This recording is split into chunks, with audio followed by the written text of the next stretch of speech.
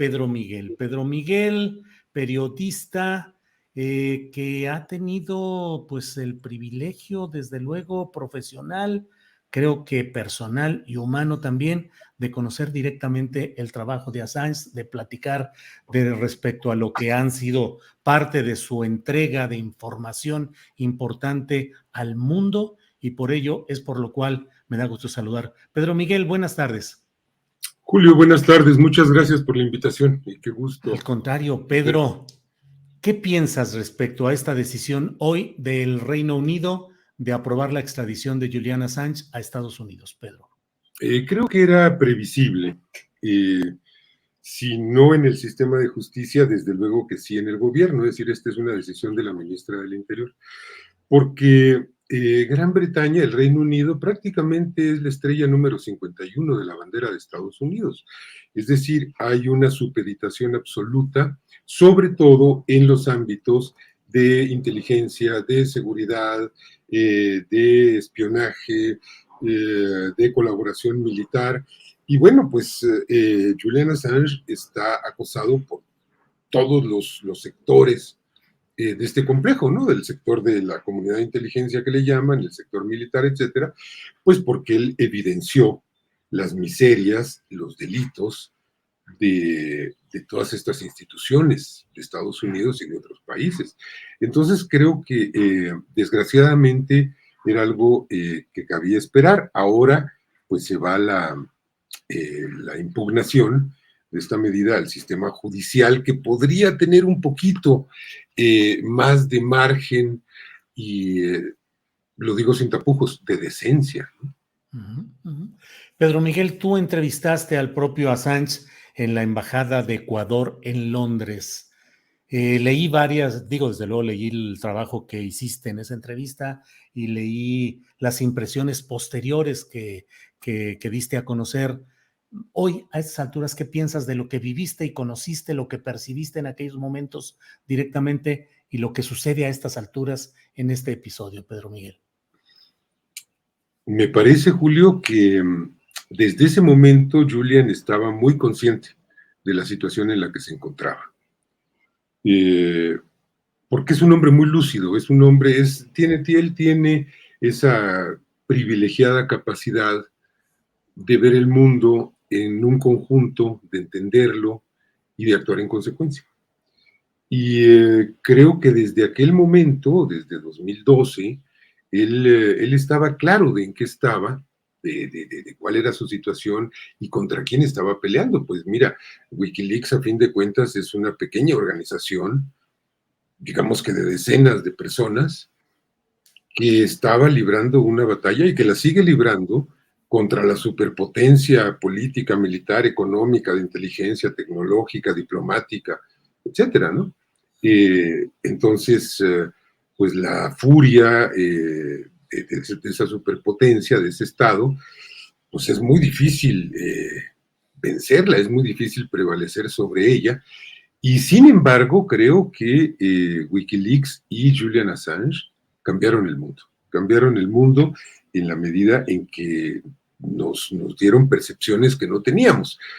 Especialmente en el caso de México, creo que nos hicieron entender que el material que ellos consiguieron nos permitió entender mucho de cómo funcionaba ese régimen narco-oligárquico de Felipe Calderón en aquel momento. ¿Específicamente a qué te refieres, Pedro?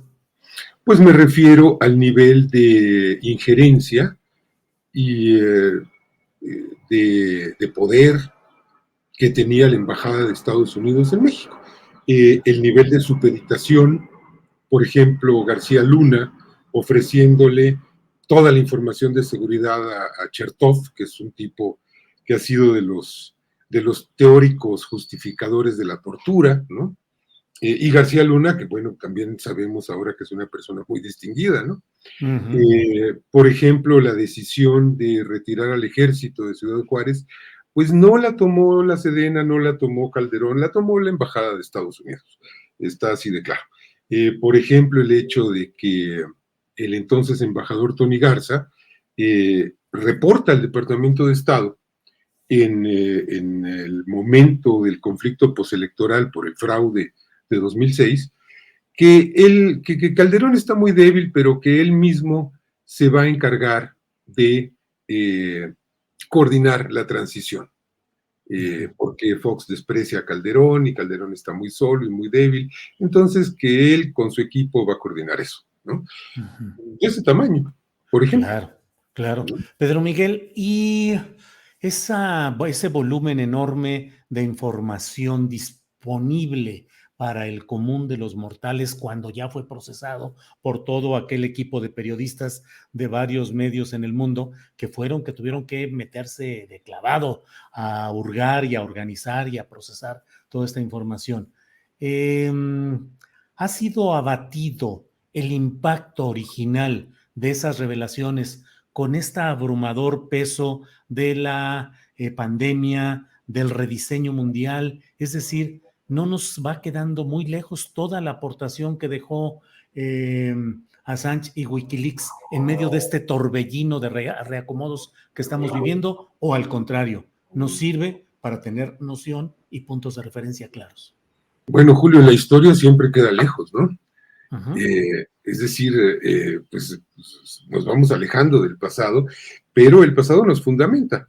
Desde luego, mira, yo creo que pasó algo, y es que hay una suerte de inmunización del poder público en el cinismo. Es decir, si tú piensas que Nixon tuvo que dejar la presidencia porque espió a sus rivales demócratas y porque además mintió,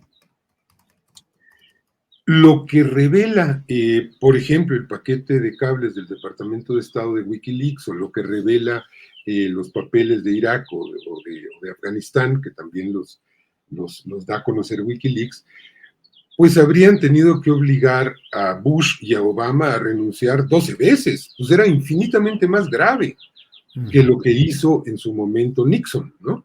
O las faltas por las que por las que echaron a Nixon de la Casa Blanca, porque ni siquiera hubo juicio. Él renunció cuando vio la posibilidad del impeachment. Estas revelaciones sobre México habrían tenido que llevar a una crisis política mayúscula.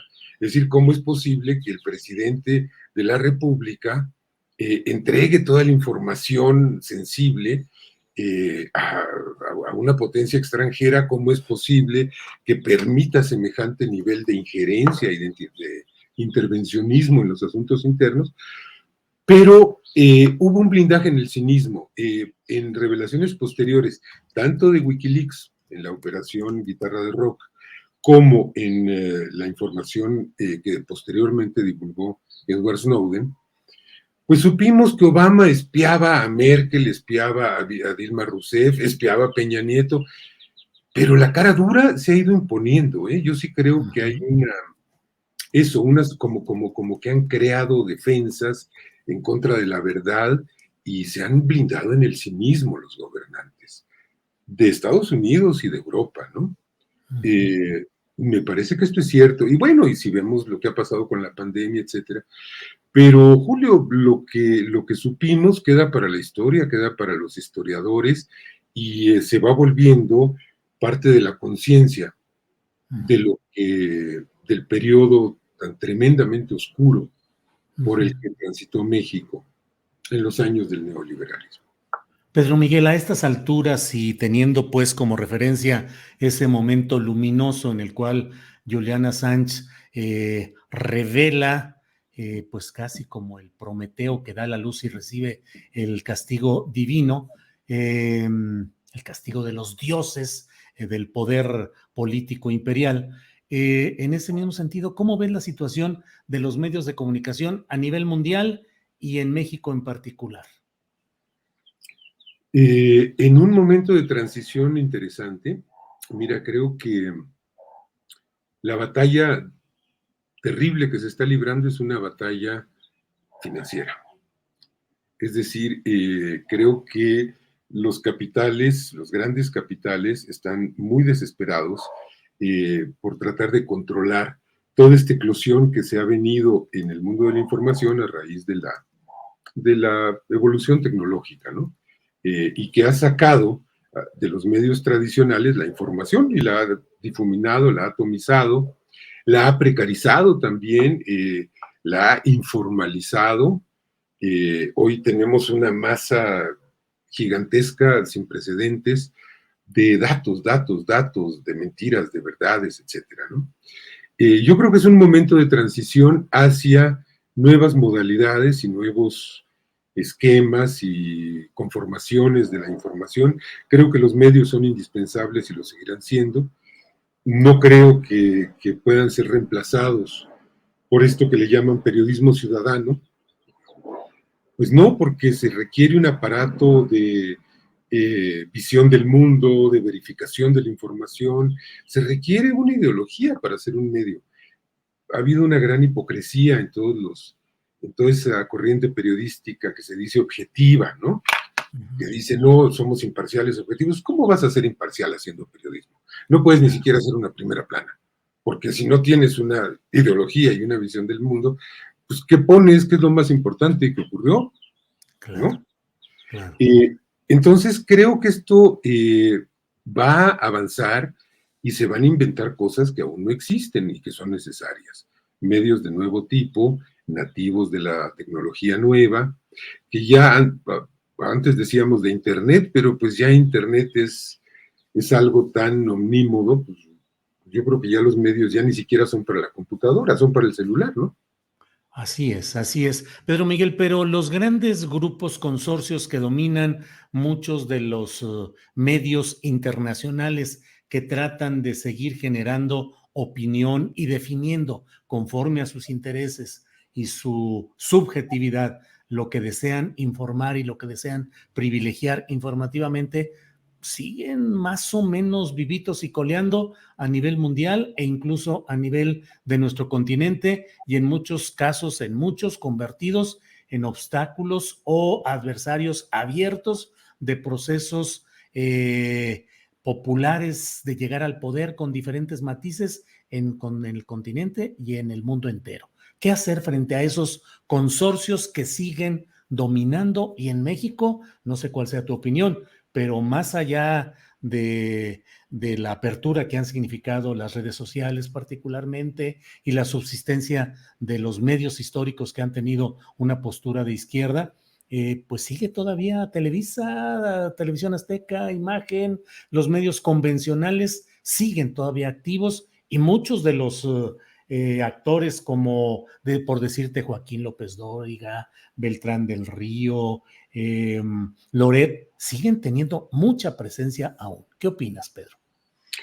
Pues que ellos son herederos de un sector de la población que resultó intoxicado en 2006 por la campaña de polarización del peligro para México y de todo esto.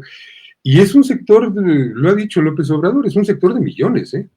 Son el 15, el 20% de la población, posiblemente el 25% si tú quieres. ¿Y qué pasa con ellos? Ellos se hicieron adictos al odio y necesitan su dosis diaria de odio para relajarse y sentir que tienen la razón y que sí, López Obrador es un Satanás venezolano o cubano, ¿no? Y pues estos personajes que tú mencionas, más otros, pues son odiotraficantes, es decir, les dan todos los días su dosis para tranquilizarlos y para que digan, sí, estoy en lo cierto, yo tengo razón, López Obrador es corrupto, ¿no? López Obrador es mentiroso, López Obrador aquí, López Obrador se quiere perpetuar, quiere reelegirse, el hijo es un ratero porque rentó una casa en Houston, o sea, entonces ellos tienen un público asegurado que va a ser muy difícil cambiarlo, va a ser muy difícil cambiarle las percepciones a este público.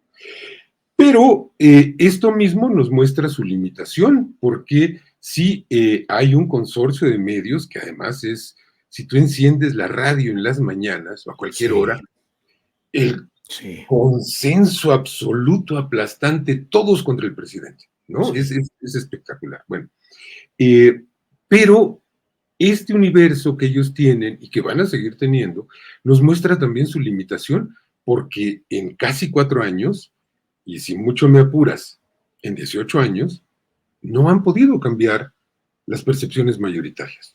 Y de 2018 para acá, López Obrador mantiene una aprobación absolutamente reconocida, ¿no? A pesar de esa campaña diaria, horaria, ¿no? Minuto a minuto están inventando cosas y nutriendo a los adictos al odio, pero pues son un sector de la población pequeña. Y creo, Julio, que el caso mexicano es muy esclarecedor si lo comparamos con el caso argentino, en donde Cristina Kirchner fue demolida ante la opinión pública por Clarín, por La Nación, por estos medios oligárquicos tradicionales. Correa la pasó terriblemente mal. Lula y Dilma pues fueron erosionados y conducidos a eso que fue un golpe de Estado parlamentario, finalmente, asusado por los medios. Y en México eso no lo han podido hacer. Y no lo han podido hacer porque no solo por esa capacidad de López Obrador, esa capacidad comunicativa que tanto desprecian, porque se comen las heces, porque no sabe hablar, porque comete errores, sí, pero su discurso llega al 60 o 70% de la población, ¿no? Uh-huh. Pero también por otro factor, y es que el neoliberalismo en México alcanzó niveles de descomposición tremendos. Entonces, creo que eso explica el fracaso de esta gran ofensiva mediática en el caso mexicano, que en Sudamérica pues triunfó, ¿no? Uh-huh. En contra del gobierno de izquierda. Pues Pedro Miguel, como siempre, muchas gracias por esta oportunidad de tener tus reflexiones y tus puntos de vista, en este caso sobre el tema de Julian Assange, la autorización del Reino Unido para extraditarlo y bueno, pues una revisión a lo que sucede en medios de comunicación en el mundo y en México. Pedro Miguel, ya cierro solo preguntándote, ¿el periodismo crítico va avanzando o sigue en desventaja respecto a esos medios convencionales? Mira, va avanzando a mí me preocupa la pérdida de rigor. Me preocupa la pérdida de rigor porque cuando tú actúas fuera de la estructura de un medio, es muy fácil caer en el exceso, es muy fácil la tentación del escándalo, es muy fácil pelear por los tráficos y por las monetizaciones, etcétera. Pero creo que es un fenómeno natural, inevitable y que se va a ir regulando por sí mismo y que va a ir encontrando sus propios cauces. Pero yo te quería hacer una reflexión última, y es el gran desencanto de Julian Assange con los medios, porque en un primer momento Assange creyó en el poder de los medios. ¿En el poder de qué, perdón? En el poder de los medios, digamos, sí, en el poder democratizador de los medios. Sí. Pero muy pronto, muy pronto, desde que entregó el paquete de cables del Departamento de Estado a 5 grandes consorcios informativos, se dio cuenta de que los consejos de administración prevalecen sobre los consejos de redacción y que esos medios no estaban divulgando la información, sino dosificándola e incluso ocultándola.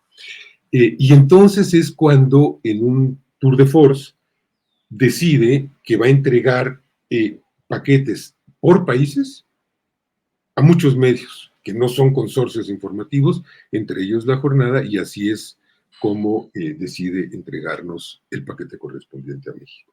Y en ese momento él ya está claro de que los medios, incluso lo llega a formular con esa brutalidad, inducen guerras, son capaces de provocar guerras, y lo estamos viendo ahora en Ucrania. Mira, pues en Ucrania tenemos un relato absolutamente errático de los dos lados, del lado ruso y del lado occidental. Pero en marzo nos estaban diciendo que Rusia había sido derrotada prácticamente. Y ahora nos están contando, es decir, hay una satanización y un empeño por demostrarte que Rusia es Satanás y Ucrania es el arcángel San Miguel, y pues las cosas no son así. Las guerras son un enorme conjunto de perversidades de ambos lados. Pues Pedro Miguel, disculpa que te robe un minutito, pero la pregunta es básica. ¿Tú qué crees? ¿Los medios sirven realmente para democratizar? Los medios oligárquicos y corporativos no. Forman parte de una estructura antidemocrática. Mira, los periódicos de Estados Unidos son un caso muy claro. Están imbrincados en sus esquemas accionarios con otros grandes holdings de armamento, de agroquímicos, etcétera. No van a hablar en contra de sus intereses.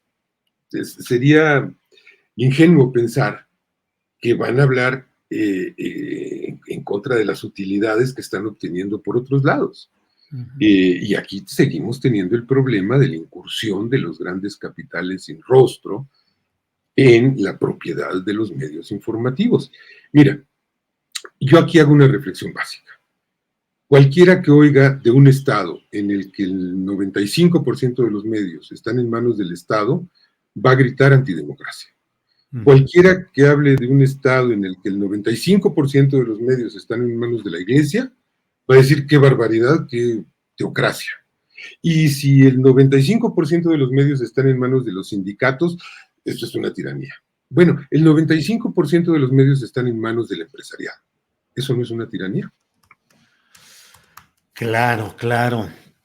Pedro Miguel, pues siempre quedan temas que nos pueden dar para mucho rato aquí platicando. Te agradezco tu amabilidad, te agradezco que compartas tus reflexiones e información sobre estos temas y espero que pronto sigamos viendo algunos otros asuntos de los muchos que están en esta agenda de información y de política de nuestro país, Pedro Miguel. Gracias. Diremos, querido Julio, muchas gracias por el espacio. Te mando un gran abrazo. Igual, Pedro Miguel, muchas gracias y hasta luego.